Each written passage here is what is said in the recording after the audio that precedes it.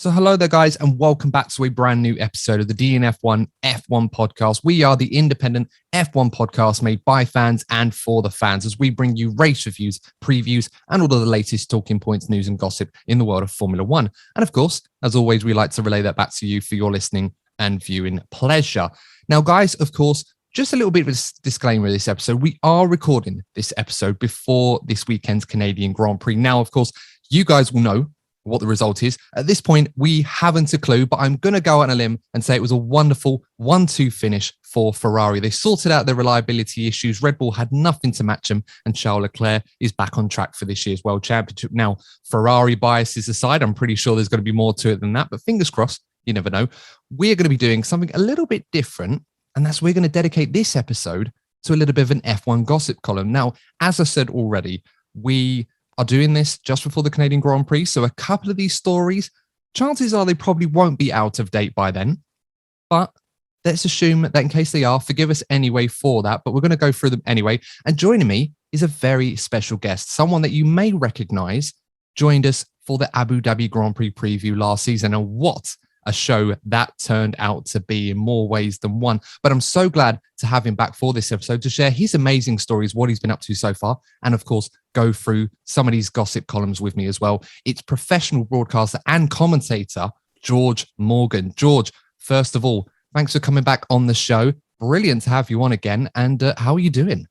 I'm very good, thank you, Adam, and thank you for the kind words as well. I mean, it still blows my mind, professional motorsport commentator. It's quite wow. But yeah, no, it's great to be here here at the DNF1 podcast, of course. I mean, coming here last time, I had such a great time with yourself and Courtney, and obviously since then, you guys have been going from strength to strength. So it's a privilege of mine to certainly be back again.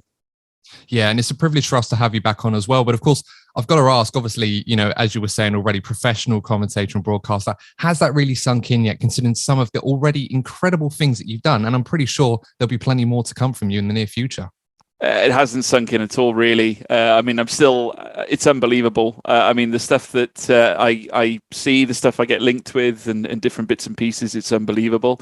I've had so many opportunities since our last show that we did together. There's been a lot that's happened, certainly in a very, very short space of time, which is, certainly even back then, I had no idea that it was going to become as big as it was. And it's fascinating to see how it's come, and obviously I'm very grateful for everything I've received. You know, it's certainly been well beyond any of my expectations so far. So yeah, it's been a fun ride. Yeah. Well, I think it's a true testament, George, of course, to not only just hard work and perseverance. I feel like a lot of people that currently don't walk in Formula One, and you and I are of a similar age, and obviously we have our own goals and aspiration in motorsport or whatever capacity that we want to go down. But I feel like a lot of people are discouraged by thinking that if you're not in a certain place at a certain time in your life, then you should just give up and take on a sedentary job or something, or dream a little bit smaller and not really go after it. But I think it's a true testament to what you've achieved so far and what will eventually go on to achieve in your future career, that you should never really let those dreams go. You should always chase your passion. And hopefully one day, if you work hard enough and you're good enough and the right person finds you, you'll be able to live those dreams on a daily basis like you currently are at the moment. Yeah, absolutely. I agree. You should never say die. I mean, I never have done. You know, I'm always someone who likes to keep grinding, keep working. I don't do sitting down. I don't do twiddling my thumbs. It doesn't interest me. I like to, pedal to the metal is firmly, I think, how I live my life. It's just the way it is. And I'm very fortunate as well. I have a great group of people around me. And at the same time, it's fun to get involved in such a vibrant community. And as a consequence, I suppose I get a chance to be part of so many various different things in the world of motorsport and esports for that matter as well. So yeah, it's brilliant. And like I say, if I would truly encourage anyone to chase their dreams, because it's so easy for a dream to become a reality as long as you have the true passion and dedication to do it. Those are basically the fundamentals and the ingredients. Yeah, no, I couldn't agree more with that. Just to name off a few of the things that you have been up to quite recently. Not so much, obviously, you moving house. Obviously, that's a big undertaking in its own right. And I'm pretty sure anyone that has gone through that process will certainly testify to how grueling that can be, but obviously juggling your professional career on top of that. Obviously, you've been involved with the International GT Open recently, Euro Formula Open. Of course, you're going to be covering both events at Spa this weekend on commentary at the point of recording. And no less as well, you've been doing the V10 R League as well. I mean, how exciting have those experiences been for you so far, especially working with the likes of Tom Deacon and Nicholas Hamilton, brother of the 7-time world champion Sir Lewis Hamilton, of course? Yeah, incredible. I mean, it was mind-blowing to walk into the arena at Gfinity because, of course, back when the Pro Series first came out, of course, Tom Deacon was the presenter back then. And obviously, the Gfinity arena became the home of esports, essentially the home of sim racing as well in many ways.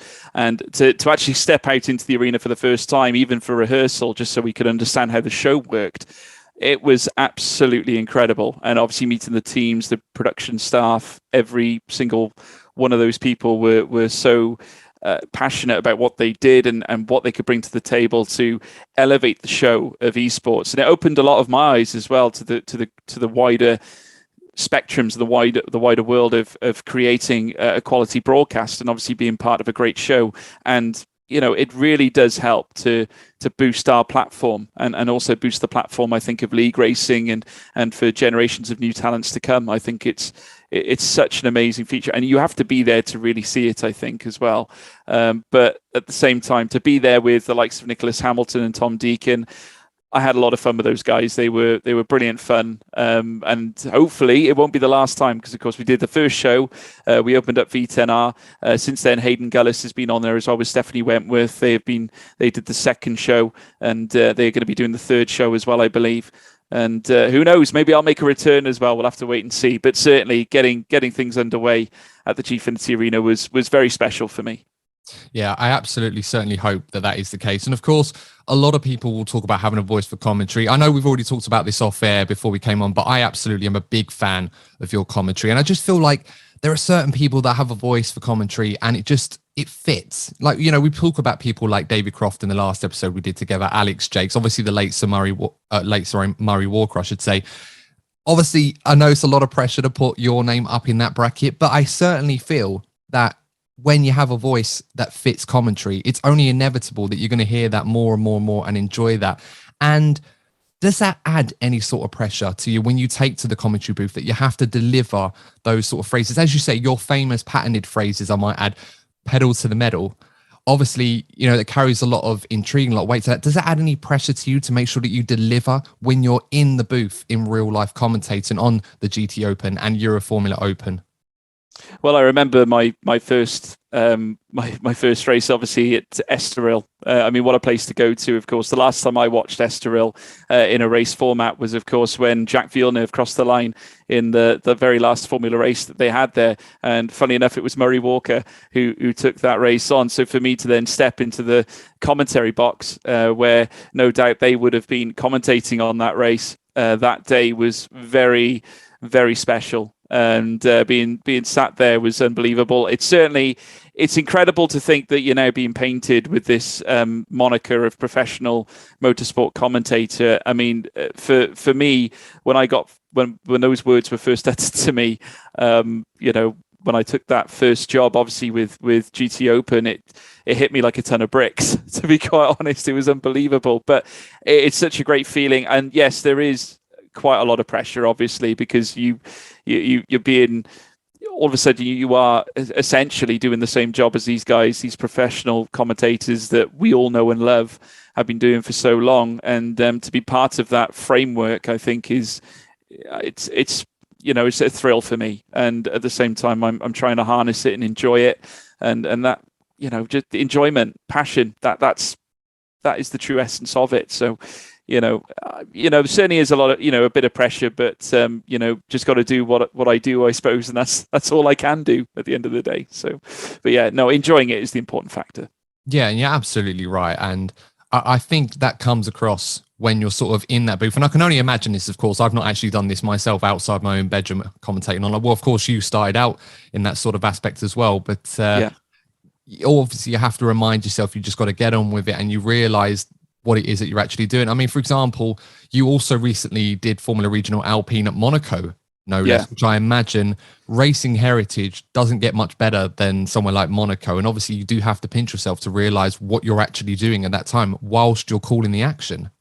Yeah, baptism of fire as well for that first race, because we had a 15-minute red flag situation as well, which was pretty, pretty surreal. But we got through it, and I have to say, credit to the production staff that were looking after the actual show. Obviously, the guys at Freca did a Formula Regional European Championship by Alpine did a tremendous job to manage that broadcast, and they were very, very helpful right through the weekend. Of course, I was doing all the qualifying sessions and obviously all the races as well, and it's quite an intrinsic format too, so very complicated. So I was trying to convey how it worked to the audience, making sure they all understood how it all worked.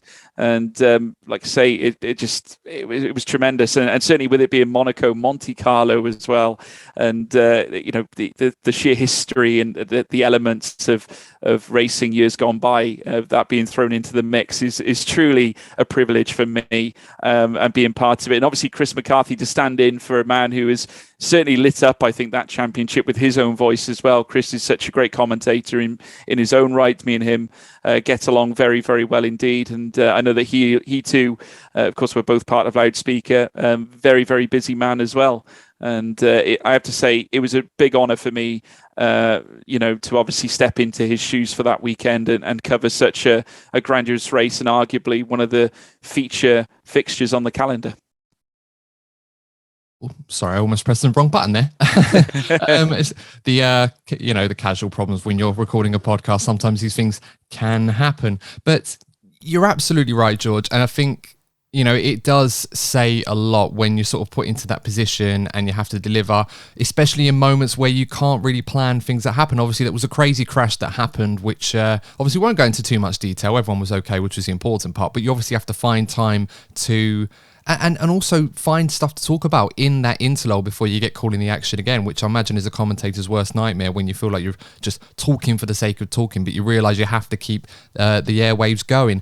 But obviously, it's been a while now since you've been with us, and obviously since then, you've been busy with a lot of things. We've been busy with a lot of things. We've had a bit of a different change in our format in terms of what we do when we bring on guests on for the first time. We offer an icebreaker question that we ask to them to get their insight on this. So I'm going to try it with you, seeing as you're back with us for the first time in a while. And it's a simple one, but I'm intrigued to find out what your answer is going to be. So here it is. If I was to give you a Formula One car, and you were an expert at driving this, you didn't have to worry about learning it, and you had one day, and it could be any F1 car that you want to drive throughout history at any circuit, doesn't necessarily have to be a Formula One circuit, where would you go and what would you be driving? I think this is going to be an easy one. I'd like to drive Damon Hill's 1996 championship winning Williams, I think, only for the sheer reason of historical relevance to me. That would be my dream. And I think I would like to drive it. Why not? Let's drive it around Suzuka, where he won the championship. Yeah, let's do that. That would be nice. That's a very popular choice. I think we've had the 1996 Williams chosen before. I think it was Richard Spanner's Ready for Missed Apex podcast that chose that particular car. Although I don't know if we've had a Suzuka answer. We might have had Mike Caulfield, the race strategist, that mentioned Suzuka as a popular choice. I mean, I love Suzuka. I think it's a great circuit. So I think, given the rationale for it, I think that's a very, very good answer. It's one of my favourite ones, actually, to be honest. So I'm liking that one. But guys, as always, if you are enjoying this episode, make sure to give it a like if you're watching us on YouTube, and consider subscribing to the channel. Of course, if you follow us on your favourite podcasting platform, make sure to give us a follow and give us a nice review as well. Of course, make sure to send a screenshot of you guys giving us a nice review if you want to do that, and we'll give you a shout out on the next episode as a reward. Now, George, obviously one of the big reasons why I've got you on this show for this episode is to go for a bit of the F1 gossip column. Of course, there's been a lot of stuff going on in the driver market recently, a few stories and a few rumours starting to actually become a bit more concrete in recent days, which I think we can talk about. But what I do want to ask you about are your thoughts on the F1 2022 season so far. Of course, when you've not been in the commentary booth yourself and you've been able to sit down and watch the coverage this season, what have you made of it so far? Do you feel that the 2022 cars are delivering on their early promise for closer racing and more overtakes than their predecessors? I think it's a funny one, to be honest with you. I think it's definitely thrown a spanner in the works, I think, for a lot of drivers. I think the tyres really, I think, have caused more of a stir. From my point of view, obviously managing the strategies and things of that nature. And you could argue as well that it's brought some other drivers into the mix. I certainly think that if you look at the Red Bull team very, very closely, you've got now Sergio Perez starting to fight for race wins now. And there's been some major discussions going within their team, obviously between the likes of Max Verstappen and Sergio Perez. Then, of course, you've got, Mercedes coming into the fold now as well, starting to pick up some form and pick up some pace. Ferrari, of course, have their speed, albeit though they have had a rough ride in the last couple of races. And obviously Red Bull have their pace, and you've also got various other teams clipping at the heels as well. But I could certainly say that there's an argument there for, some real improvements. So I would say it's certainly more exciting. I think the cars look a little bit more like they used to. I think back in the day, it's quite nice to see them all scrapping about and fighting heading into the corners. I think some of the changes that have been made have certainly been effective. And it has sort of delivered some exciting racing in places too.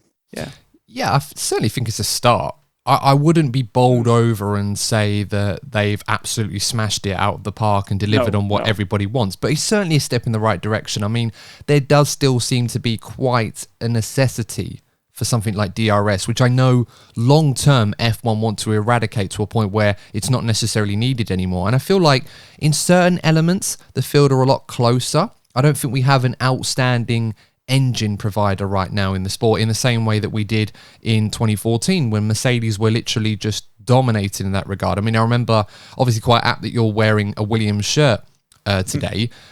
Yeah. Williams, obviously back in 2014 and 2015, were comfortably one of the best, if not the second best team on the grid at times, purely and simply because they had that Mercedes engine in their car propelling them along quite nicely. But of course, you fast forward to 2022, you can argue to a degree that the Honda, Mercedes, Ferrari and Renault engines all on their own merit have certain strengths that are better than the others, and obviously certain weaknesses that counteract that as well, which kind of levels the playing field to a certain degree. So I think that's a good thing. But ultimately, like you said, it's a step in the right direction, but we want to see a little bit more. We want to see where F1 goes from here. We obviously want the pack to be a bit closer. I think a lot of us were a little bit worried that some of the lead teams, i.e. Red Bull, Ferrari, Mercedes, were going to use this as an opportunity to stretch their margin rather than fall back into the midfield.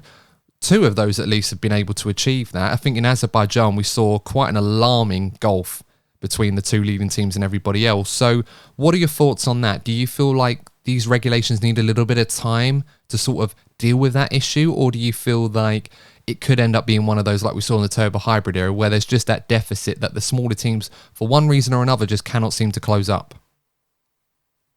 Yeah, I'd say it does probably need looking at, perhaps. I mean, like I say, it's a strange one, but I mean, I said last year, I said that Ferrari would be back. A lot of teams have been truly focused on the development of this new regulated car, etc. I mean, we saw that with the likes of Haas with their start to the season, of course, how far along they've come. But you're absolutely right. I do think that you look at the likes of Ferrari and Red Bull, and they certainly have surged very much clear, I think, at this point. I'd say Red Bull now more than Ferrari because they seem to be having some technical issues at the moment, which certainly seem to be plaguing their races. But yeah, I think, again, maybe it's the fact that the cars have become too technical. Maybe there is far too much involved in producing an F1 car these days. It's certainly, if you compare it to where we were in the 90s or the early 2000s, things were far simpler. It was just certainly a case of it was man and machine at that point, with man leading the way in terms of that car's results. You needed Mika Hakkinen in your car. You needed Michael Schumacher in your car. You needed Damon Hill at that time in the car. You needed Jacques Villeneuve in the car. It's very much lost that nowadays, I would say. I mean, the quality of the driver, I would say, doesn't necessarily matter as much as perhaps the car does. So, it's strange. We've almost made a bit of a switch where actually the pace in the car is vital. And you're seeing the likes of Red Bull, because we're just seeing Perez now really coming into form, as I said earlier on, hitting his stride, starting to really challenge Max Verstappen now, where we're starting to actually question whether Sergio Perez might now be a Drivers' Championship contender, which is intriguing, really. But we'll have to wait and see. Like I said, I still think they need looking at. it's a shame that we're not seeing more than 2 teams at the front. I think Mercedes are getting there, but I think it's going to take more time. No, that's a fair point. And it's quite an interesting one as well when you talk about the impact of the driver has become a little bit less significant than it was back in the late 90s, early 2000s. And I can understand that because you talk about Checo Perez, and this is not just a single him out, but I think it's a fair point that theoretically, yes, he is involved in this Drivers' Championship. He's put himself in a position where, at the moment, he's only got to worry about his teammate. Of course, he's got the Ferraris behind him, and depending on what happens in Canada, that we don't know of at this point, but you guys listening will do, that situation obviously may heighten or worsen. We'll have to wait and see. But when I sort of think about the pecking order or the caliber of the drivers on the grid right now, would I say Checo Perez is in the top 5? I'm not sure I would. And I don't think that's as bold a claim as it might sound upon hearing that. And of course, if you disagree with me, guys, that's absolutely fine. But when you look, I'm thinking, not in any particular order, to avoid that kind of bombshell, but you got Sir Lewis Hamilton, Max Verstappen, Charles Leclerc, George Russell, Fernando Alonso, Lando Norris, just to name a few. And would I put Checo ahead of 5 of those? I'm not so sure. And he's up there. My big question I want to ask you, Kevin Magnussen in a Haas, right, performed out of his skin in the first few races. What would happen if he was in the Red Bull? Well, that's a very good question, but I'm not sure. And I think he probably wouldn't be performing as well as Checo is all round, but I get where you're coming from. I do think he would still be doing a good job. I mean, he'd easily be comfortably right now in the top 4. I think you could take almost anybody in the field right now, chuck him in a Red Bull, for example, not necessarily Ferrari because of reliability issues, but Red Bull, and they would be in the top 4 on merit pretty much almost every single Grand Prix this season, perhaps with the exception of Bahrain and Barcelona because the field was a little bit closer in those 2 races, but every other one, yeah, absolutely. And Magnussen's a solid driver. He's not even, I'd say he's probably been one of the top 10 drivers this season quite easily. So I think that's a really, really good point. And as I said, people will often say, oh, the car's the most significant factor. Ultimately, the guy that wins the championship is one of the top drivers in there anyway. Nobody, you can't fluke it. Can't dispute that, no. But I absolutely agree. And this is something perhaps F1 will hope that these new regulations will certainly address to a point where with the new ATR regs and the budget cap, however, how strong that's going to uphold, we'll have to wait and see later on in the season how many teams actually end up breaching it, because I heard it's quite a lot.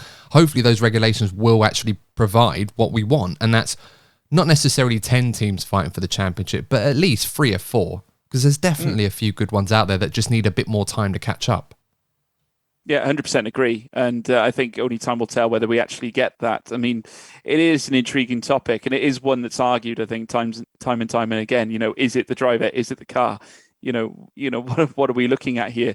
It certainly is the case that obviously if you win a Drivers' Championship, you are an exquisite talent. Max Verstappen's a great talent, of course, controversially won the title last year. I'm not going to get into that, but still, at the same time, he is still a top quality talent. Won his first race at 16 in a Toro Rosso. So you can't take it off him, really. He is extraordinary.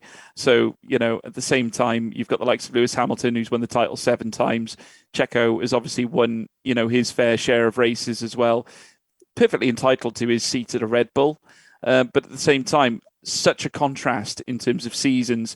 What have Red Bull done differently over the last year that's allowed Checo to suddenly become this monster winning races, as opposed to the character that we saw last year that was sort of fraternizing with the top 3 on the odd occasion? It's quite interesting. Well, it's quite simple, that answer to that question. They've provided him with a car that he can get more out of than the previous ones that he had to drive in. And the same can be said for Gasly and Albon, 2 very, very good drivers who we've seen post their Red Bull days proving to be much more competent behind the wheel than they looked in that car. So there is that fundamental element to it. If you don't have a good car, and look, this is the same thing that's happening with Sir Lewis Hamilton, for example. He did not become a bad driver all of a sudden, and he still isn't a bad driver. He's still one of the best, if not the best driver on the grid. But when you haven't got the car underneath you, performing to the degree that you need it, it doesn't really matter who you are. You're still going to end up not winning races and world championships by extension, and that's what's happening to him right now. But guys, of course, do get your thoughts on this, because this is actually quite an interesting topic that I'd love to talk more about, but we've got a few more things to cover in this episode, and we can only keep George here for so long, because he's a very busy man. So get your thoughts on this little discussion. And I think we'll title it, for the sake of it, how significant the car is versus the driver now compared to how it was 20 years ago. And this isn't this person wins because it's the car. We know the car is obviously the most important factor in all of this, but you can't stick a mechanic in a Red Bull and expect them to win a world championship unless they're very, very good. And it's like a Ricky Bobby situation, if anyone's watched Talladega Nights. But you get where I'm going with. So, well, if you want to find an example, of it, we had a Toro Rosso running in the Max Formula category event when I was at GT Open in Paul Ricard. Max Formula was supporting the championship that day, and there was one Formula One car in amongst a load of GP2, GP3 cars and various others, Super Formula and Indy cars. Obviously, the Formula One car, by base performance, by far supersedes that of the others that were on that grid. The driver driving that car finished in P3 in the race. Well, finished P3 in qualifying, was P4 in the race until he DNF'd before the end. So it just goes to show you still need that driver to make it happen. So that for me proves a valid point at that point. No, absolutely. I'd almost feel a bit embarrassed if that was me. I wouldn't want to get out of the car just like, how did he not win or even finish? I suppose you can play the DNF saying, oh, well, I would have won, but I just didn't finish. But there you go. But guys, look, let's get into some of the gossip columns that we've got. And the first topic is around driver transfers. Now, F1 silly season is often my favourite time of the year, albeit it does seem to vary in terms of when it actually starts. Because a couple of years ago, of course, we had the huge bombshell, Sebastian Vettel leaving Ferrari or being unceremoniously removed from Ferrari, as it later played out. But a few other driver changes were made. Obviously, we had Carlos Sainz replacing him almost immediately. Daniel Ricciardo was announced to join McLaren, and these transfers were going to happen the following season. And then we had a few more in the more traditional silly season period. Now we're at that point in the season already. We're getting close to the summer break to a degree. We've still got a few more races to go before we get there, but we're already starting to hear whispers and, in some cases, much more concrete rumours and news stories that we're going to see drivers changing teams or drivers joining teams, whereas they'll be replacing some that aren't so lucky. One of which is Oscar Piastri. Now, this is a guy that I am a huge fan of. Of course, a brilliant junior career, won Formula 3 straight away, won Formula 2 straight away. Of course, I'm not going to go through the full list of his achievements because we'll be here all day discussing that. But this is a guy that arguably has brought as much buzz and excitement, probably the most buzz and excitement to Formula 1 as potential star of the future since the likes of George Russell and Charles Leclerc. Not to put too much pressure on his young shoulders, but this is a guy who theoretically should already be in Formula 1 and yet strangely currently isn't, probably owing to the fact that we only have so many seats on the grid. The team that he's been linked to is Williams, and there have been some rumours going around that Oscar Piastri is going to be joining the Williams team in 2023. As it stands, from the point that we're recording this, we have heard some news stories, or I've heard some news stories, that Piastri is going to be replacing Latifi in 2023, with a view to it being a loan deal from the Alpine team, who obviously want to retain his services, and in exchange will provide Williams with Renault engines for the next couple of seasons. Now, Otmar Zafner has spoken about this in the past. He's obviously rated Piastri very highly. He wanted to make an announcement on their driver lineup for 2023 at the British Grand Prix, which we expect to be Esteban Ocon, who signed a longer-term deal at the French Grand Prix last year, and Fernando Alonso, who we expect to be retained at the ever-young age of 41. Now, George, I want to get your thoughts on this one. If these rumours turn out to be true, and of course, by the time that this podcast come out, we may hear more news on this, of course, how would you feel about Oscar Piastri finally getting his chance on loan at Williams? Well, first of all, Williams Renault, it feels like we're stepping back in time again, to be quite honest, but great to see it. Oscar Piastri, it was criminal that he didn't get his seat when he should have done, really, but after he won the F2 championship, of course. A raw talent and raw ability as well. And obviously, we've seen a little bit of him in a Formula One car, obviously in practice and things of that nature, but never quite in an environment where we'll see him qualify or racing. I personally think it's a marriage made in heaven. Personally speaking, I think that door certainly does open up. As great as certainly as a grand servant as Latifi has been to Williams since he's been there. I think Williams also need to take a long look at themselves and obviously their developments going forward. I mean, I think it's pretty clear that, Latifi isn't going to be necessarily the character to get you that top 10, should we say. I think Piastri does. I think he's the guy that you need. Someone exciting, young, vibrant, ready for anything. Certainly, if he's going to be brought into Formula One for the very first time in a team that can potentially offer him anything and everything they can to help him succeed, I think Williams is that team. And I really do think that Piastri, given his young startlet status and his ability on a racetrack, I think he has the potential to really cause a stir. And I could easily see, maybe a lower top 10, performance in qualifying, should I say like P11, P10 to P15, that sort of area out of Q2, maybe even a top 10 out of Q3 if he's lucky, harking on to what we saw from George Russell last season, of course. But yeah, a raw talent. I really hope he does it.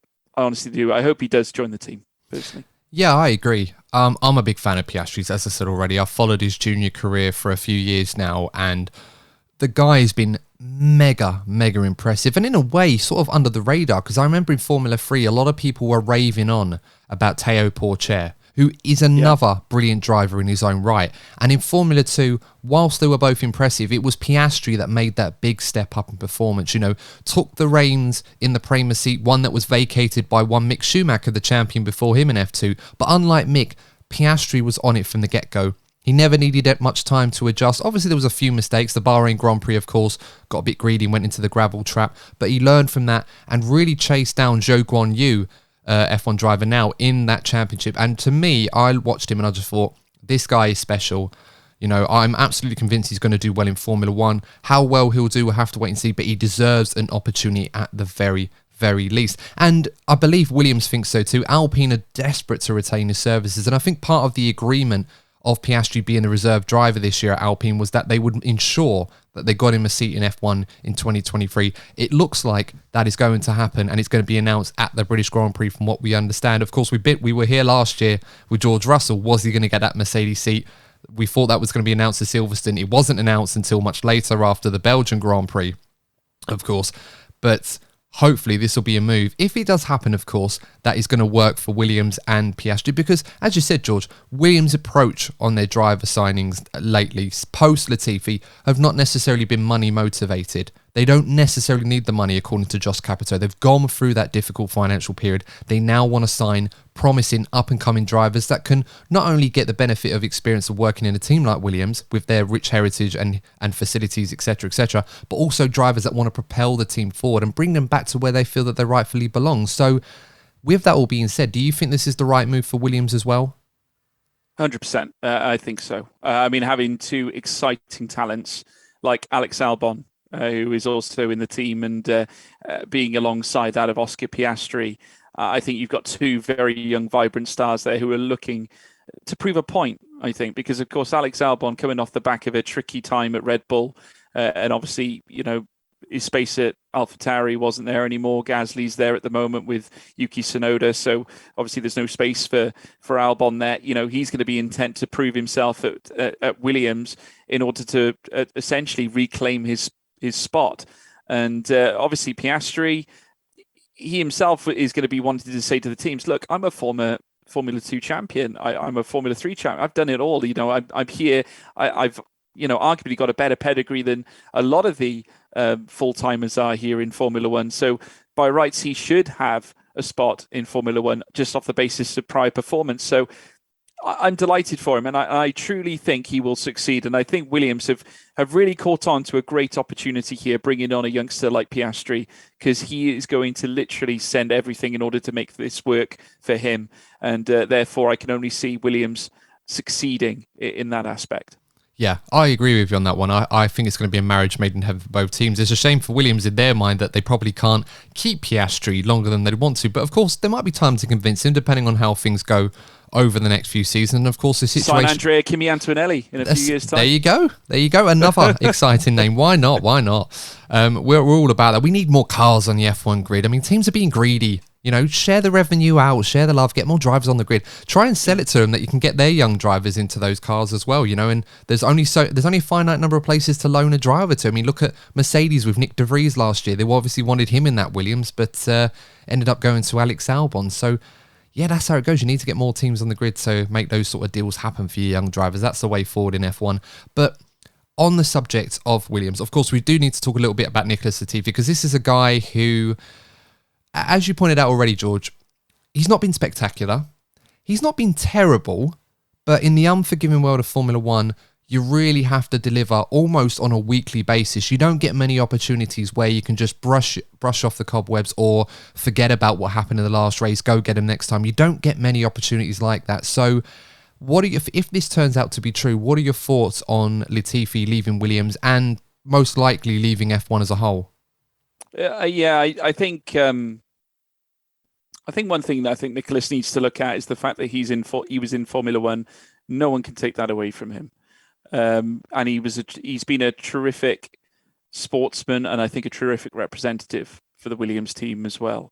The only issue is, with Williams carrying such a vast heritage and such a vast pedigree as well, I think that really they're a team that should be entitled to sign the best. Latifi has been there in terms of a long career in single-seaters. But at the same time, a long career in single-seaters doesn't necessarily determine success in Formula One. Formula One in itself is very much a sport built on high performance, athletes of the sport as well that are proven to be world champions across many different levels. We've seen that obviously with the likes of Max Verstappen, Lewis Hamilton, and various others. By rights, going back to Oscar Piastri, he should be in Formula One. As I said before, marriage made in heaven. That is exactly what it is. Has Latifi got that same pedigree? I don't know. I don't think so. I think he is certainly someone who probably would be better suited, maybe trying his hand at IndyCar or maybe trying his hand at something else, maybe even DTM, maybe even GT3 racing. The doors aren't closed for Latifi. He's still a talented driver. So it just might be the case because Formula One is such a unique sport. The amount of pressure and extra special abilities you have to have in order to compete at the highest level in this sport, it vastly supersedes any other motorsport on the calendar, really, in many ways. So it might be the case that it just doesn't quite suit the way Nicholas Latifi performs. That would probably be my argument. Is it the right time for him to step aside? I think so. Yeah, I think so too. I mean, he's been in F1 for 3 seasons now, and there were times when he did show some good performances. There was a time when he was keeping George Russell on his toes in 2020, particularly in the race. Of course, he got Williams' first points at Hungary in a long time and was able to do a great job with them there. But I think if you're going to stay in F1, you really need to show your mettle and you really need to be on it all the time and show some progress. And unfortunately for Latifi, particularly this season, that's not been the case. He has had a few big crashes. His qualifying performance compared to his teammate Alex Albon has not been good. I think he's only won one qualifying session, and I think that was the Imola one where Alex had the brake fire, so he technically couldn't even do a lap. So I think there's definitely options for Latifi out there. I mean, an IndyCar presents a great opportunity. I mean, we've seen how many F1 drivers do well there. Romain Grosjean's obviously took to that like a duck to water. Marcus Ericsson recently won the Indy 500.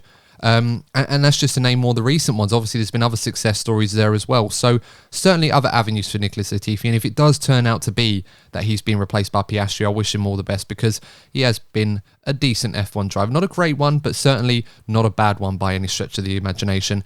Let's talk about some of the other driver stories. Of course, there's a few other seats available, potentially available. Not necessarily one at Red Bull now because Sergio Perez has signed that new longer-term deal to keep him at the team, which creates an issue at AlphaTauri. And at the moment, obviously Pierre Gasly and Yuki Tsunoda currently aren't tied down to contracts beyond the end of this season. So what are your thoughts at AlphaTauri, George? Do you feel that we might get a driver change there? And if so, who do you reckon might go there? 100%. Firstly, I think Yuki Tsunoda has done a tremendous job. Certainly, the contrast of season between last and this year has been nothing short of incredible. I give Yuki a lot of credit for how he's conducted himself this season and certainly the way he's driven out on track. I think the man that we're going to be saying, see move, I think is Pierre Gasly. And I think this is one that's been stirring over the last couple of seasons. Obviously, Gasly has made it no secret that he wants to be in the Red Bull seat.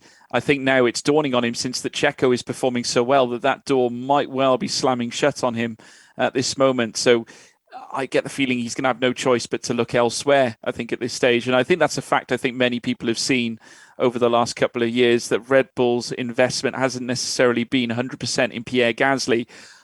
Where can I see him going? There's many opportunities. I think the likes of McLaren could be headhunting right now. Obviously, we've been hearing words of Zach Brown and obviously Daniel Ricciardo, and of course, you've got to think of Gasly's nationality as a Frenchman.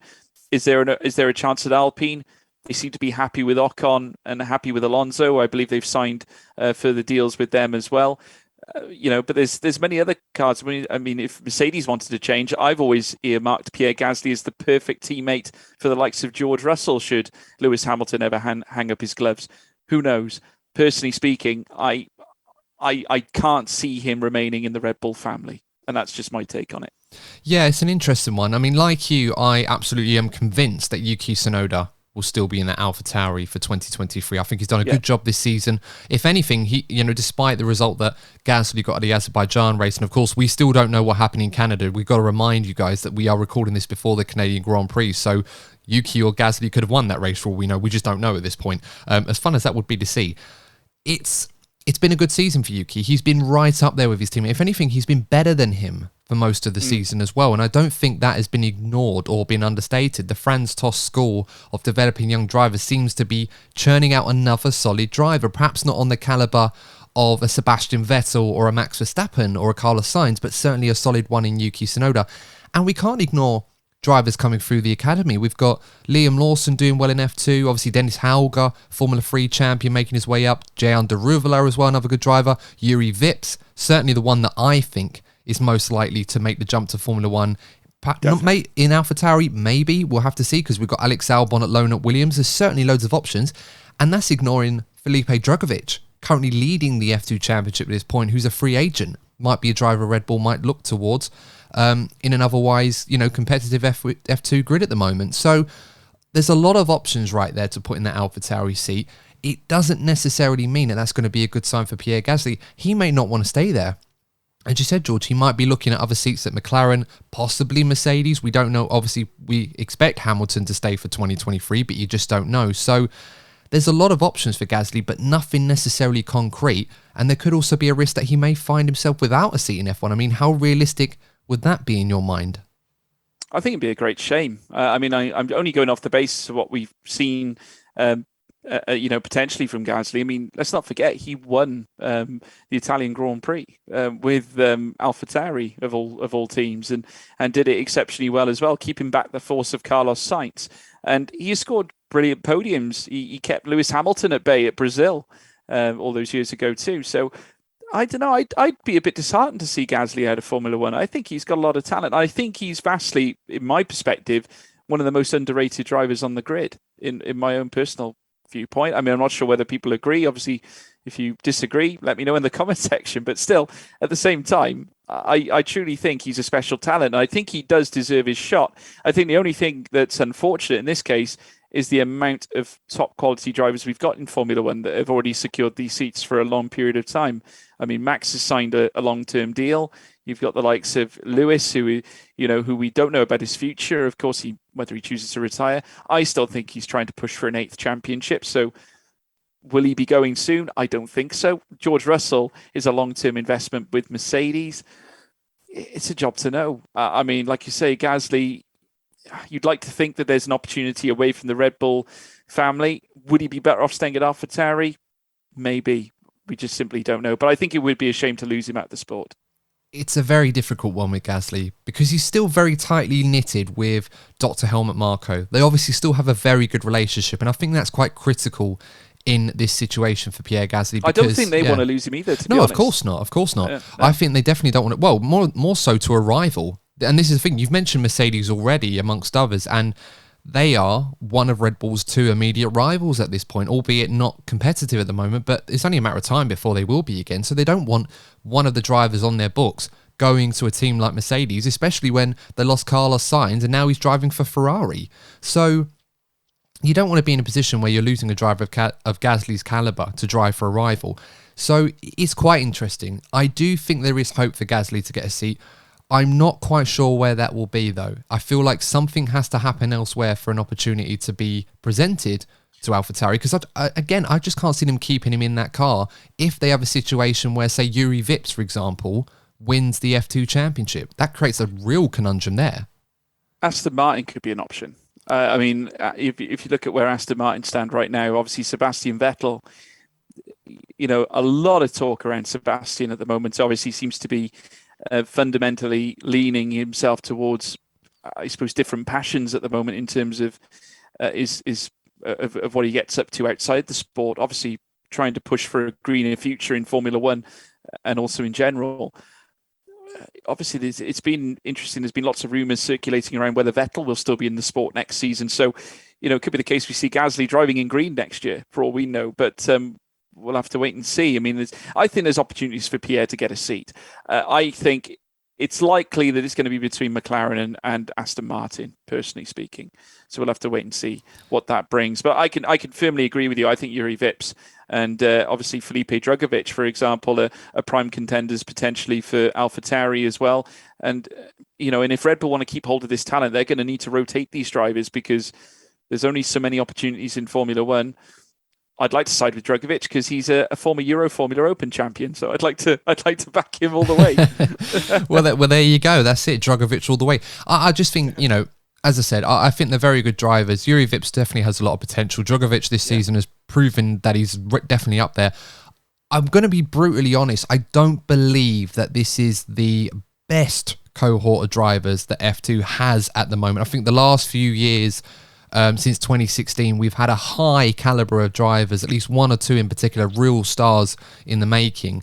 And after Piastri and Zhou moved on into F1, obviously Piastri doing what he's doing right now, I do feel that there are a few drivers that need another year or two before we really see what they can do. Right now, I think, no disrespect to Drugovich or Vips or anyone else, but I do feel like right now it wouldn't be the worst thing in the world for Red Bull if Drugovich, for example, won this championship rather than one of their own drivers, because I think it's easier for them to say, okay, we'll keep the likes of Vips and Lawson or Hauger and Derivla or Iwasa even in F2 for another year, and we'll see how they develop there. They don't really want another Piastri coming through straight away. What would you say to that? Do you think that's fair? I don't think it's a question of really if it's fair as opposed to if it's feasible or if it's manageable. Like you say, there's only so many seats available, but then at the same time you've got some young talents there.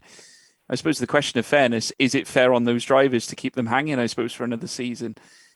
That is the question you've got to ask yourself. But then again, you've got to look at the drivers who are currently in Formula One, like for instance Albon, Gasly, now of course Yuki as well, Daniel Kvyat as well is a prime example.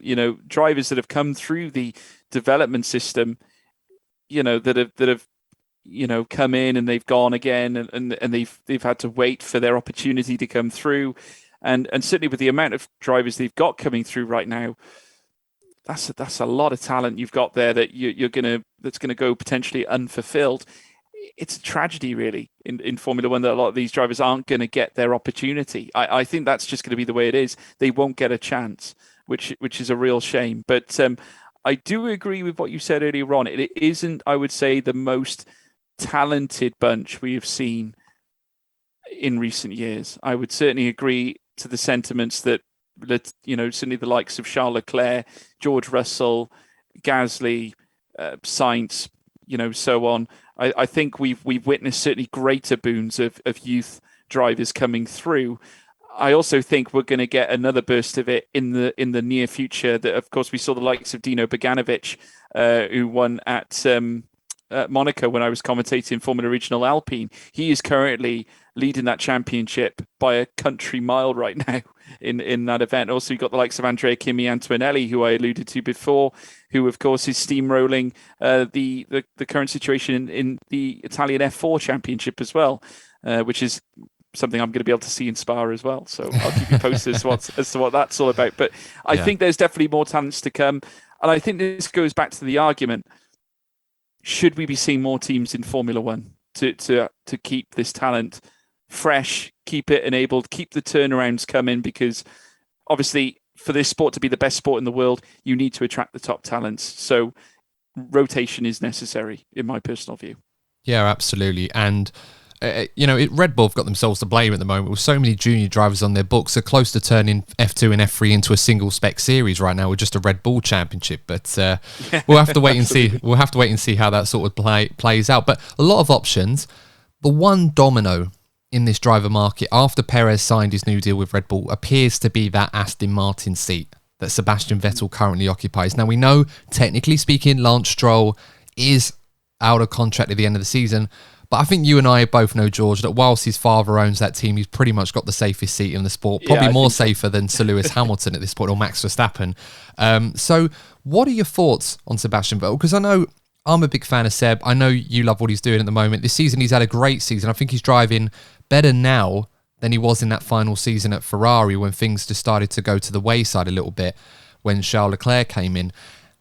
What are your thoughts on Seb? Do you think that he could be tempted to stay beyond this season? And do you think it's more down to Aston Martin to convince him that it's worth sticking in Formula One? Because the desire, compared to a driver like Fernando Alonso, for example, who's in a similar position, it's night and day. Fernando's driven. He wants to win another championship, as unlikely as that may seem right now and a little bit older than Seb. But Seb, he's been there. He's won 4 world titles. He's won over 50 Grand Prix. His legacy will stack up against almost anybody in the sport. There's not really much keeping him in the sport other than the fact that he's just got something to do on the weekends and have some fun. Yeah, I think it's bizarre, really, a bizarre set of affairs because, obviously you've got the likes of Sebastian Vettel, who I respect enormously as a talent, and everyone should, because like you say, he's a 4-time champ. And it would be an almighty shame to see his career fall off a cliff. And, arguably you could argue to say it has done, certainly since the stint at the Ferrari team, which would firmly probably, if you were to read his autobiography, I suppose it would be a case that probably his darkest time was where he was unable to get the result in a Ferrari or a Scuderia car. But at the same time, great to see him, pushing and still finding some form, arguably at a car that wasn't necessarily, I think, promised big, but hasn't delivered what it promised, I would say, which is a big shame because I had big hopes for the Aston Martin team this season. The car looked great at the launch, and it still looks great now, but it just, the pace seems to be lacking somewhere. And I think Sebastian himself, has been sold a promise as well from his own team, which I think obviously, if those promises aren't fulfilled, that can impact the motivation and the willingness to perform from a driver standpoint as well. So you could argue, I mean, he's been through the wars as Sebastian. He hasn't quite had the car behind him anywhere near to what it was when he was at Red Bull. And I think you can look at Daniel Ricciardo's career and probably mirror them against each other, because it's almost identical in terms of the trajectory. They left Red Bull, haven't yet since reclaimed that same form or pace or found that championship winning car yet. Despite the victories they may have had, since they've left Red Bull, it still hasn't propelled them to championship status. So I don't know. Is it a question that Sebastian's willingness to succeed and win races has finally gone? If that's the case, then Aston Martin need to bring in a fresh face. And speaking of which, if Sebastian Vettel did decide to call it a day and break hearts all over the F1 world, who would be the driver in your mind that would be most likely to jump in that seat and replace him? I think that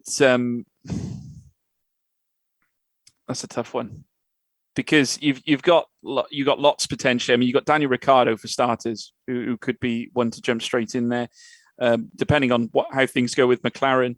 Obviously, there's been rumours and obviously comments from Zach Brown. A lot of friction potentially around that team. And obviously Lando is the number one driver, I would say, at McLaren, 100%. Pierre Gasly, as I alluded to, obviously, because We know that his future at Red Bull could be in jeopardy, just given the fact of the talents that are performing at Red Bull right now. He could be another one to make the jump. Who knows? It could be a curveball. Piastri could end up at Aston Martin for all we know. But at the same time, I think given Aston Martin's track record, they tend to favour the experienced talent over the new drivers. So I would say they're probably looking for another experienced head at Aston Martin. A betting man would say I'd argue that it's between Pierre Gasly and Daniel Ricciardo, I think. It's certainly a tough one because I feel like this is a driver swap that could force a few more changes elsewhere, in the same way that Sebastian Vettel, the last time he left the team, obviously caused a few teams to have to change their driver lineups around almost unexpectedly as a result of it. And those are the two drivers that I'm thinking of as well, Gasly and Ricciardo, that I think are most likely to go into that seat if Seb does decide to call it a day. My only concern is that I feel like Aston Martin, for two different reasons, may look negatively upon those two drivers. One, on the one hand, you've got a driver that I think Aston Martin would love to have in their seat, Daniel Ricciardo, the experienced driver that's won Grand Prix, is a driver that right now is not driving to the best of his ability and perhaps needs a fresh challenge somewhere where he's feeling that love, something that can suit his needs and back him unanimously, something he's never really had in Formula One. He thought he might get it at McLaren, but as time has gone on, it's evident that Norris is the number one guy there at the moment, and that's the driver that McLaren are backing. I just wonder if Aston Martin have sort of fallen a little bit out of favour with Ricciardo out of fear that it may end up just being another few years like what they've had with Seb Vettel leaving Ferrari. It's not been the second coming as they would have hoped it would be for Seb, and I don't think they might worry that it might be the same with Ricciardo. But then you've got Gasly, a driver that's shown a lot of promise, obviously a Grand Prix winner as well in his own right, and you know, it is a driver that Red Bull don't really want to lose. And also because of the fact that Mercedes power the Aston Martin car at the moment, I'm wondering if there's going to be some internal politics from Mercedes to try and prevent a driver like Pierre Gasly going to Aston Martin, with a view that, as we pointed out earlier, that Red Bull won't necessarily want to lose him entirely. So it could end up being another loan situation. And obviously what happened with Albon and Williams, I don't know if Mercedes are going to be ultimately happy how that sort of played out, but they let it happen. I'm not quite sure they would want that to happen again. So it's quite complicated. That said, I do think if Ricciardo was the one to go to Aston Martin, I would bet a lot of money that Gasly is the guy that goes to McLaren to replace him. I'd agree. I think that would be certainly one of the more sensible moves. I would certainly picture if Ricciardo was to move to Aston Martin, it certainly would make sense that Gasly would go to McLaren. And I think that's all the better for McLaren, personally speaking. I think that really strengthens that team. To have the likes of Norris and Gasly, who have obviously raced each other in karts historically as well. They'll have, they have a long history of racing against each other and certainly racing with each other as well. So, you got the fundamentals there of a very good partnership between that pair, almost similar to the relationship potentially that we saw between the likes of Lando Norris and Carlos Sainz going back a couple of seasons ago. But no, I think definitely that paradigm fits in my mindset as well. I'd firmly expect.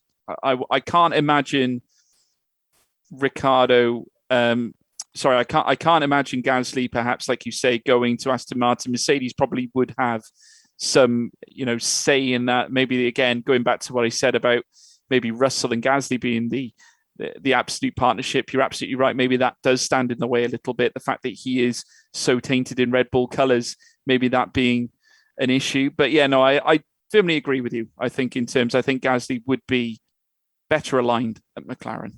Yeah, there's certainly a lot of internal politics that we aren't aware of right now that could shape or hinder Pierre Gasly's next move, depending on where that is. As I said, Mercedes would be a great option for him, or be involved with a team powered by Mercedes, whether that be McLaren or Mercedes themselves. And Mercedes right now, with their young driver program, yeah, there's potential for the future, but we're talking 6-7 years in the future. I mean, the nearest guy to anything like a Mercedes seat right now is Frederic Vesti in F2. He won his first feature race, I believe it was, last time at Azerbaijan.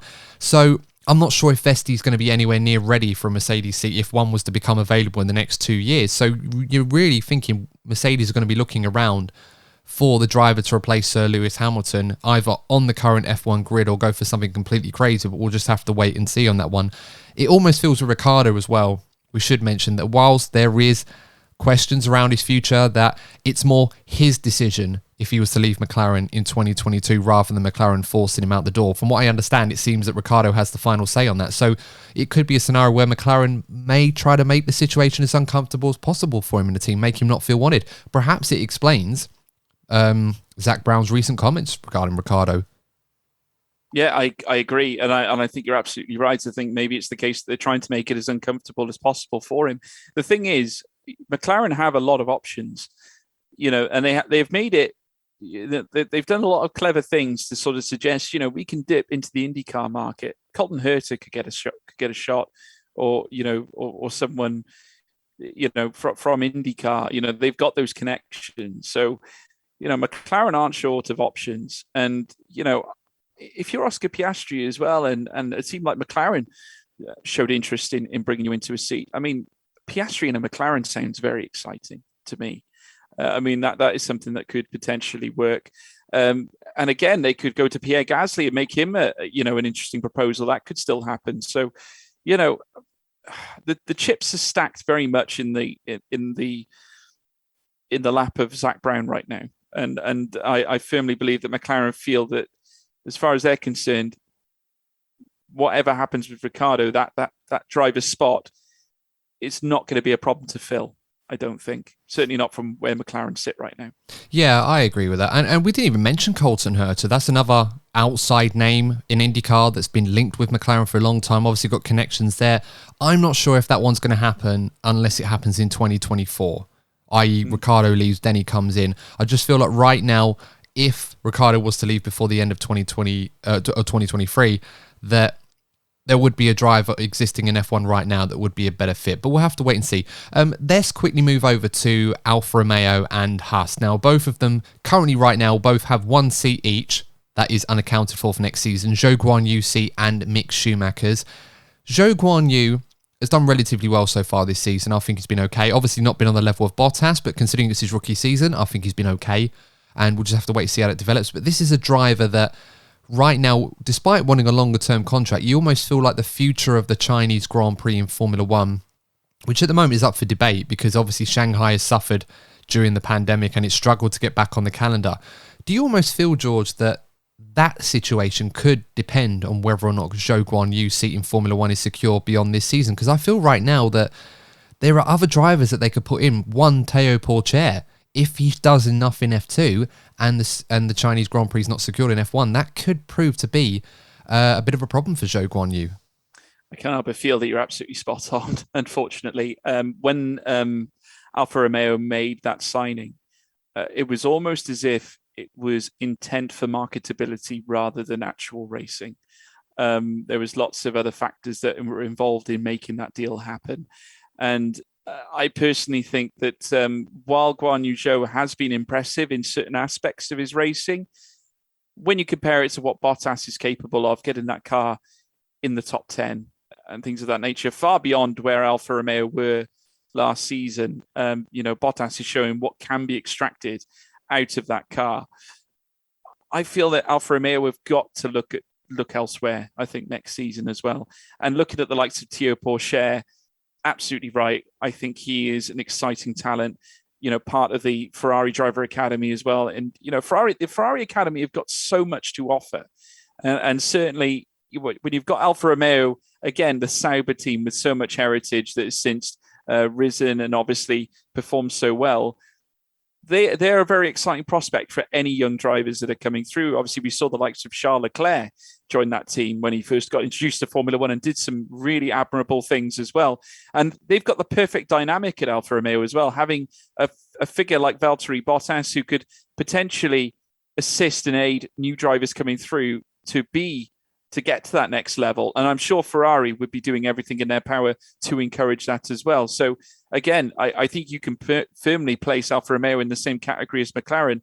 They've got all the chips stacked in their favor. They could so easily go out there and get a new fresh-faced young talent out of Formula 2 or even Formula 3.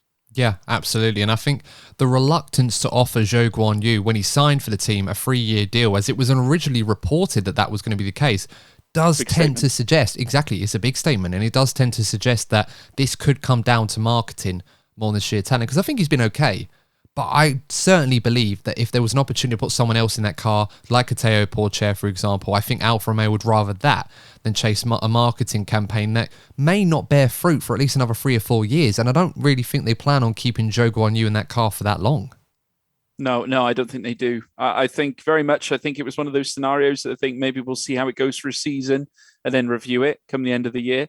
If I was the fly on the wall in the meeting, I'd imagine those are the words that were spoken. We'll sort of look at it come the end of the season, review what your performance is like, and then we'll have another conversation. Has he done enough to keep his seat? I don't think so. I think Guan Yu Zhou, unfortunately, I think he was brilliant in a very uncompetitive Formula 2 last season. I think we could have seen a little bit more out of Formula 2 last season for some other drivers. Looking at the youth talent that's available to Alfa Romeo, I think next season, I think there's a lot more that they can do, a lot more they can offer a young driver, or certainly find someone who can offer them a lot more as well in terms of pace. So I'd firmly expect them to go hunting in the driver market for the new season. Yeah, I agree with that. I think it's going to be a lot of external factors. And of course, the current situation with circuits on the F1 calendar, how many we're going to have, and some that will make the cut and some that won't beyond 2023. That is a big factor as well. And of course, we're going to talk about that in a moment. But the last seat, of course, we haven't mentioned, Haas, Mick Schumacher seat. I feel this one is not as under threat as it may appear right now. And forgive me, guys, if this sounds like, oh, here we go, Adam trying to defend Mick Schumacher again, where we heard that one before. But this seat right now is a little bit more nuanced than this, because whilst Mick Schumacher has undelivered and underperformed and has had a few more meetings with the barrier than he would have liked this season, I just feel that being a part of the Ferrari Academy and being Mick Schumacher, the name Schumacher as well, that carries a lot more weight than I think some people are appreciating right now. For whatever reason, I just cannot see a scenario where Mick Schumacher is not driving for Haas in 2023 unless Ferrari pull the plug on this rather than Haas themselves. What are your thoughts on this? And bearing in mind as well, George, we've got a driver like Antonio Giovinazzi still involved with Ferrari as their reserve and development driver that could easily fill that spot if Mick Schumacher was cut from the Ferrari program. Yeah, and Giovinazzi, coming to the end of his deal with Alfa Romeo, he actually put in a very, very valiant effort to keep his seat towards the end of the season. He was absolutely brilliant towards the end, and actually was beating Kimi Raikkonen right to the very end of that championship. And you could make arguments to suggest he did enough to keep his seat, but unfortunately, it wasn't to be for Gio. But we look at the current situation involving Mick Schumacher right now. Obviously, the DNFs don't look good.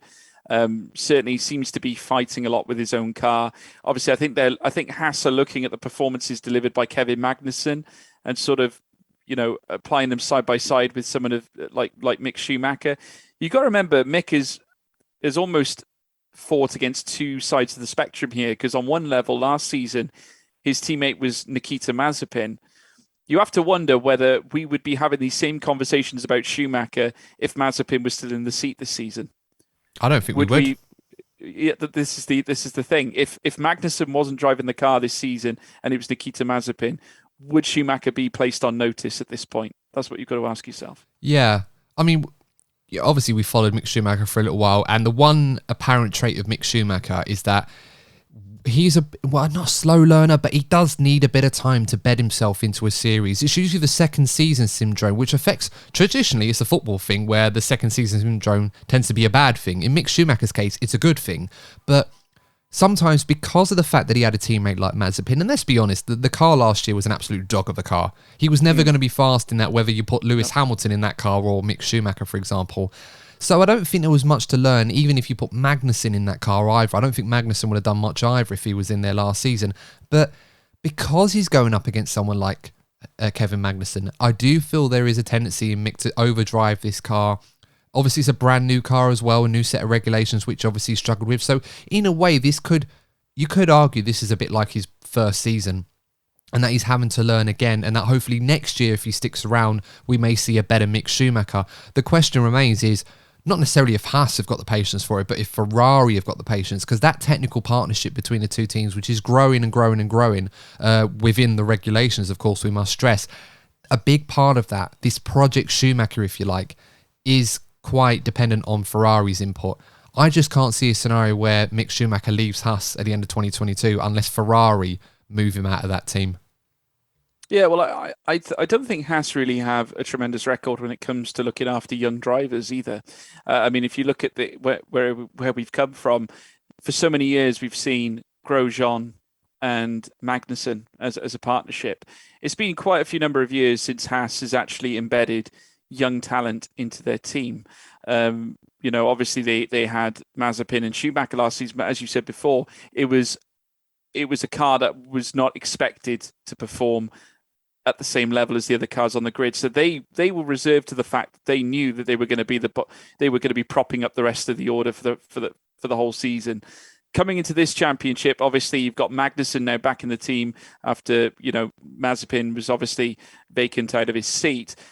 When you've got Magnussen pulling off top tens, it then places greater emphasis and more eyes are then being placed upon Mick Schumacher. So it's a natural reaction, a natural response. But at the same time, Haas need to remember that technically, you are absolutely right. This is technically Mick Schumacher's first season in a fast F1 car.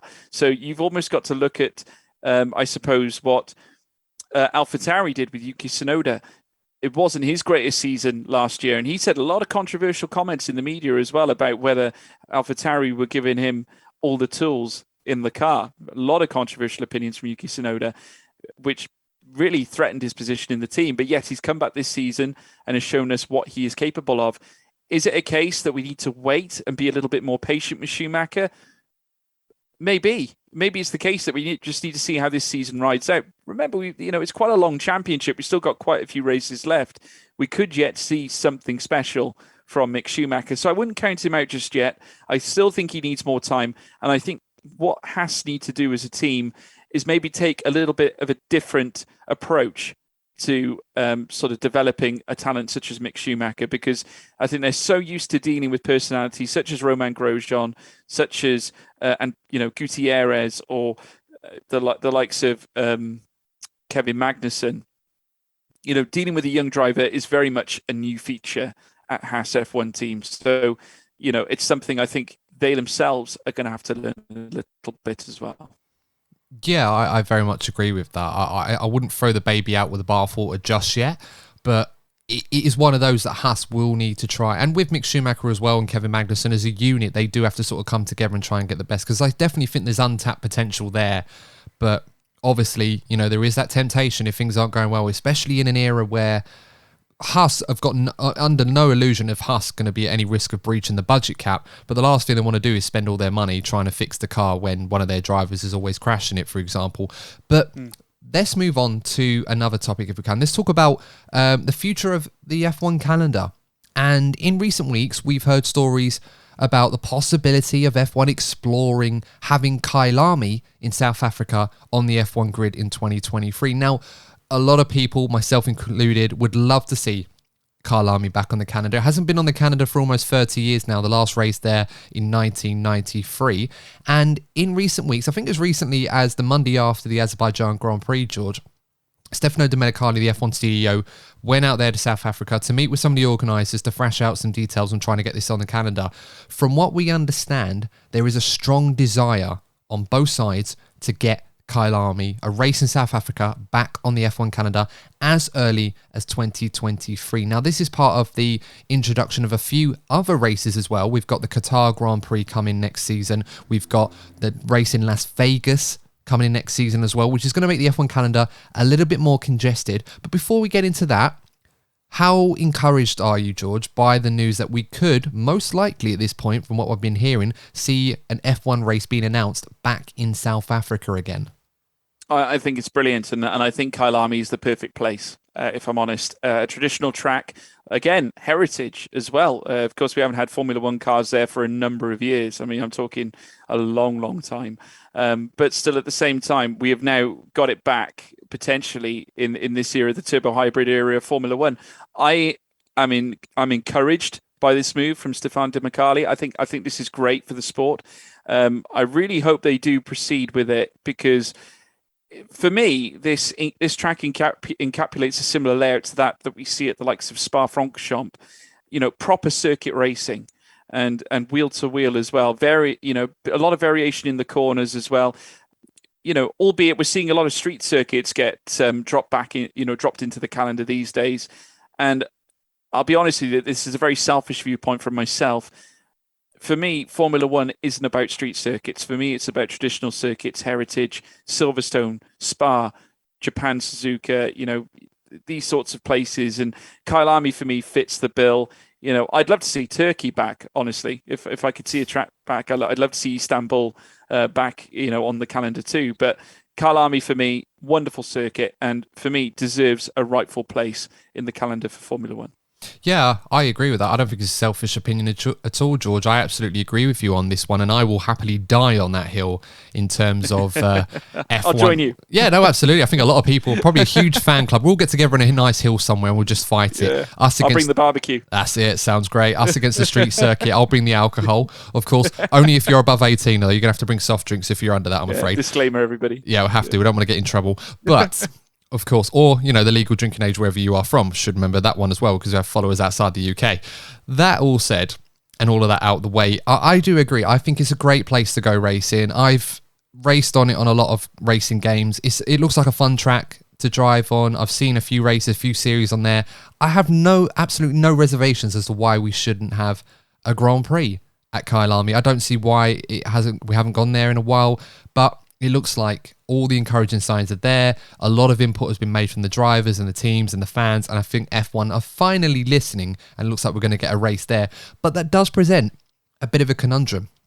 As I said already, we're having a race in Qatar next year. I don't necessarily think it's going to be at Doha, where we had the race last season. I think it's going to be a completely brand new circuit. The only reason why we're not having a Qatar race this year is because it would clash with the 2022 FIFA World Cup.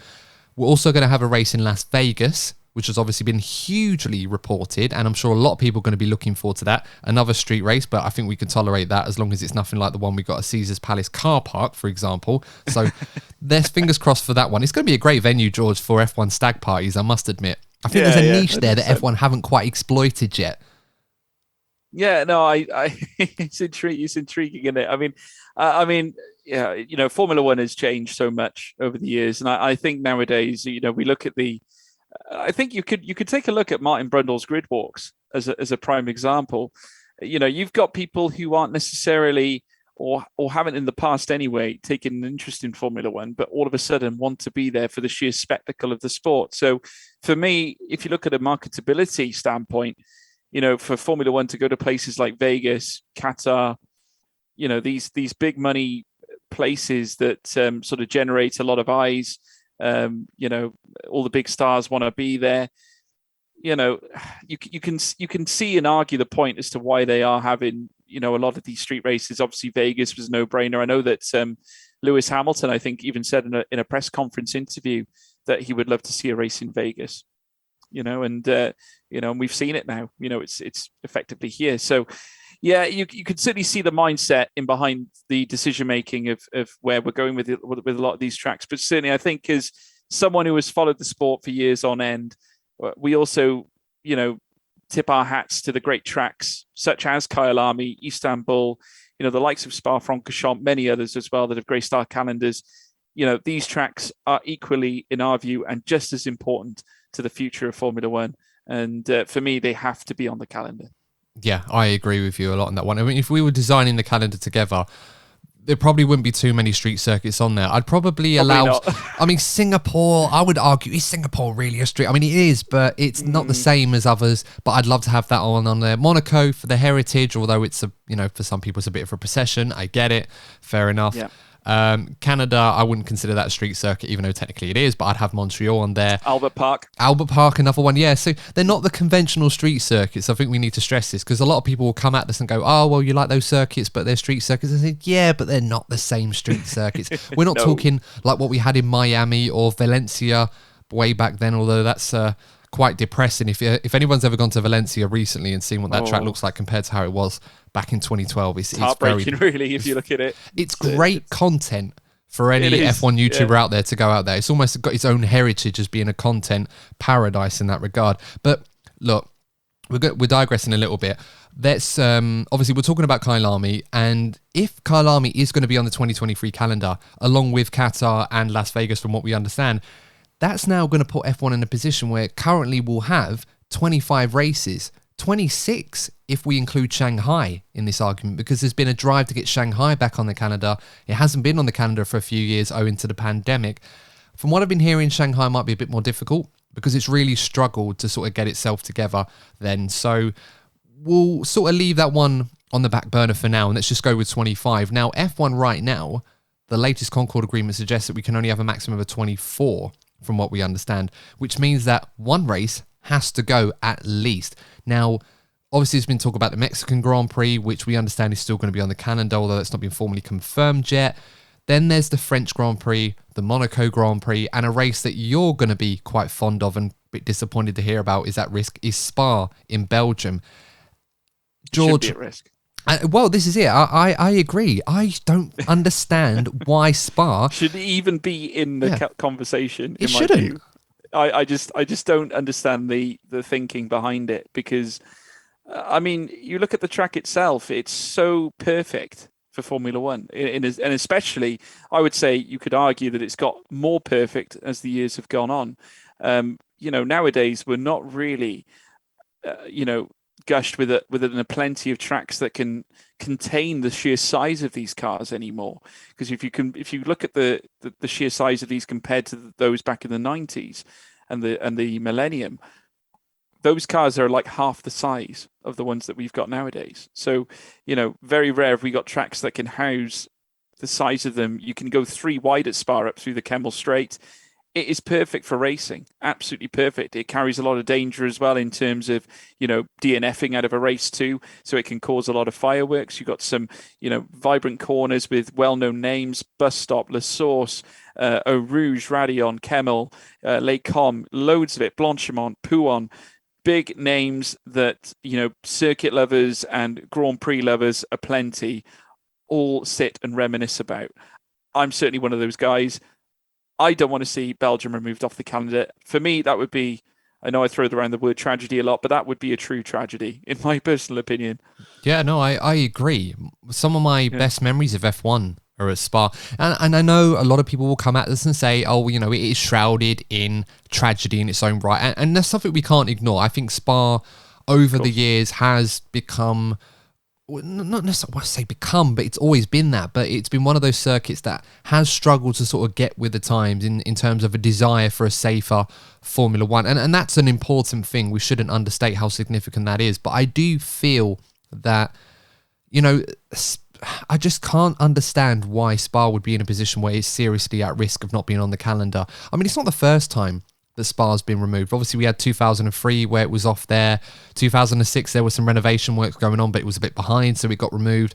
But obviously, since then, it is one of the few races on the calendar that I really do consider a bit of a jewel race, or a race that really captures the attention and catches that drama. As you mentioned, so many legendary corners. I mean, look, the commentary that Crofty did with Sebastian Vettel, Hamilton, and the 2 Force Indias. I mean, you did a rendition of that yourself as well, George. And you don't get that anywhere else. You don't get "Here Comes Sebastian Vettel" down the Kemmel Straight at any other circuit and catch that drama that you do at the Kemmel Straight. No, not at all. And I'm so excited to go there this weekend. Obviously, coming out when this podcast does, I would have already done it. But at the same time, I'm so excited. And as many of you who have been, you viewers at home as well who have been to Spa will obviously know how important this circuit is to a lot of people. For me, it's very important. It's a track that I always look forward to on the F1 calendar one I would always sit down and invest myself 100% in. I mean, we saw that. I think it was the same track where we saw the controversial moment where I think Schumacher went into the back of David Coulthard's car. I think, if I remember correctly, in that very wet, rain-soaked Belgian race where we saw two Jordans cross the line. That's right, and take Ps1 and 2. So, you get moments like that in Formula One, moments that you would never expect to see on an average day at an F1 track. So, for me personally, I would be devastated if it was no longer on the calendar. I think that would be a very unpopular move by the sport if they were to remove a circuit like Spa off the calendar. So for me, it's got to stay 100%. Yeah, I know last year's race didn't do it any justice and the absolute disaster that was, but I mean, that could have happened at any other circuit at any other time. You can't blame the circuit for that. That was the weather. No, it was a lot of things, but it can happen, and it has happened to certain places, like the chaos we had at Monaco with the weather and how, it can happen almost, and it just seems to be the unpopular circuits or the ones that Liberty Media want to can off the calendar. But I think you and I are in agreement that Spa should be left untouched, and look, obviously, drive the circuit organisers to make everything safer and make it a better experience for everybody. That's an absolute paramount priority. But I can't justify getting it off the calendar. I mean, look, I know some people that might like Paul Ricard or might even like Monaco would probably prefer to see one of those on there. Not sure how many would prefer Paul Ricard, but I digress. But I don't think Spa should be in that conversation. So we'll have to wait and see. But it looks like with Kyalami coming to the F1 calendar, and it's a great addition to the F1 calendar with Qatar and Las Vegas, it looks like one of those races is going to be canned. I mean, we may end up with a biannual event and it's just rotating between a few circuits. I know there's a few other circuits like Hockenheim, for example, that should be back on the calendar. That could be part of that as well, and a few others we'll have to wait and see. Let's touch briefly, before we sign off, George, on the issue of porpoising. Now, there's been a lot of talk about what can be done about it. There's been a lot of talk about whether some of the teams are even milking it in particular. I mean, we saw the images at the Azerbaijan Grand Prix, Lewis Hamilton really struggling, and I mean really struggling. And I want to get this out there. I don't believe for I don't for 1 second, I suppose, that Lewis was milking it or making the most of the opportunity when he knows all the cameras are on him. I know Lewis is brilliant at playing the mental side of F1 to his advantage, and he's got a brilliant mentality for that sort of thing. It's part of the reason why he's such a great all-round champion and race driver. But I don't believe for a second he's trying to give people the wrong impression that things are worse than they actually are. I think he was genuinely struggling and suffering, and it says a lot that if he's struggling, that there's a serious issue there.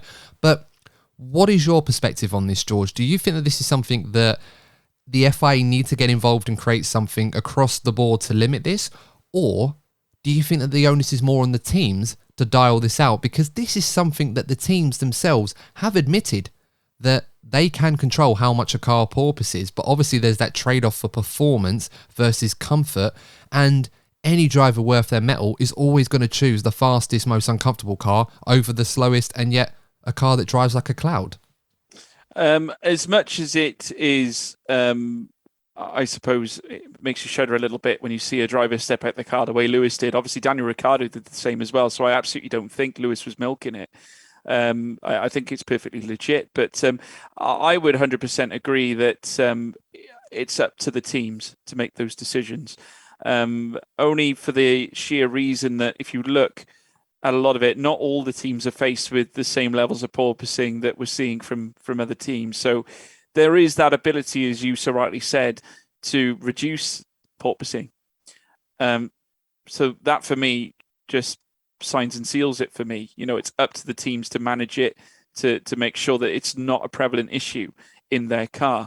For me, if it comes down to the FIA making changes, then that could end up being a very controversial route to take, because that could essentially mean that the FIA are then siding with a particular team against, say, for example, Red Bull, who seems to have managed their porpoising levels relatively well. So, I don't think the FIA can be seen to be getting involved in something like that. I think that would be openly scrutinised, by F1 fans. So I'd argue the case that it's up to the team to make that decision. They're the ones who are looking for the performance. At the end of the day, what happens and what the response is from the car when they're on the track, it's firmly on them. So why should porpoising be any different?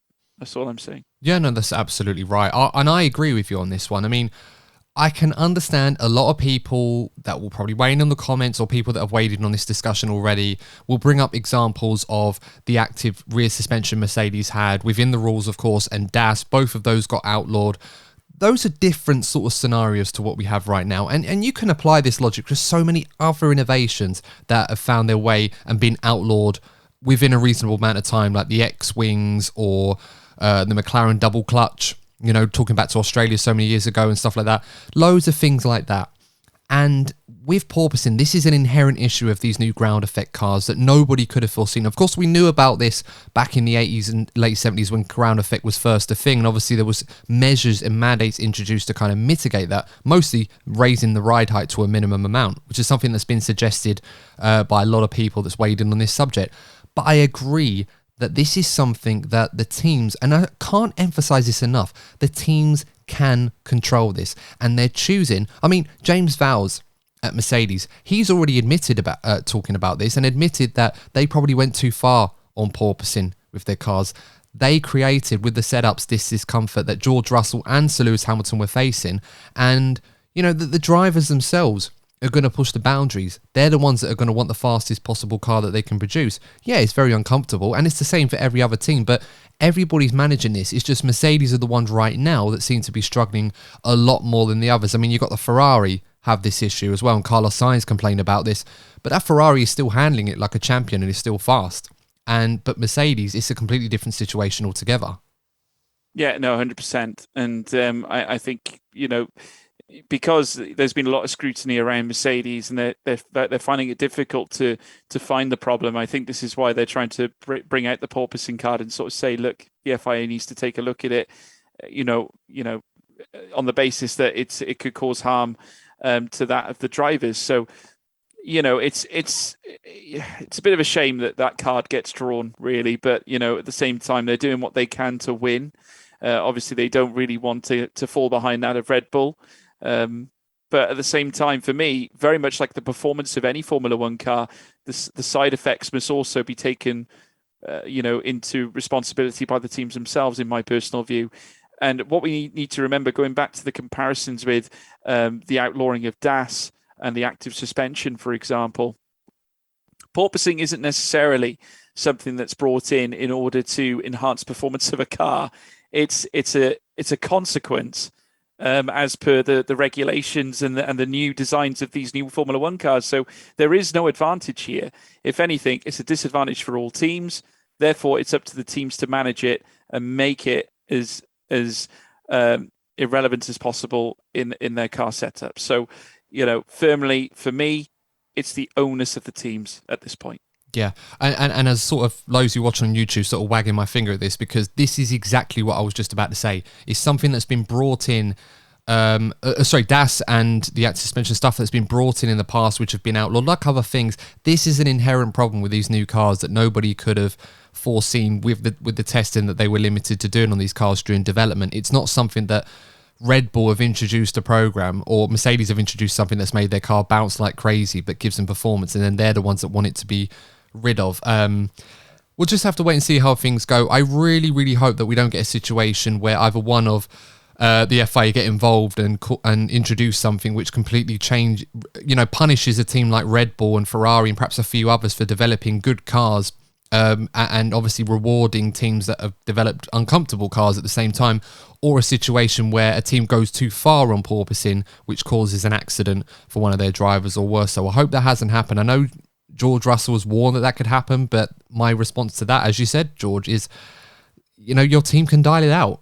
You'll be slower, but at least it'll be easier for you to drive the car, and you won't take forever to climb out of it in the same way Lewis did because of how much he was struggling. So, but guys, get your thoughts on these comments. There's a lot of good discussion points that we're bringing into this episode. I really, really, really want to know what you guys think. Of course, they're just opinions. So if you don't agree with us, that's absolutely fine, guys, but they're just opinions. But I want to know what you guys think on everything that we've covered. George, I think I've taken up a lot of your time as it is already, because I know you've got to get ready for your trip to Spa this weekend, obviously at the time of recording this. And I know we were talking off air that it's not the most straightforward journey, especially after moving house as well. I'm not going to ask you to enlighten our listeners and so how difficult that's going to be. All I can just say is that Spa is not the easiest place to get to for any F1 fan, but let alone yourself in your situation.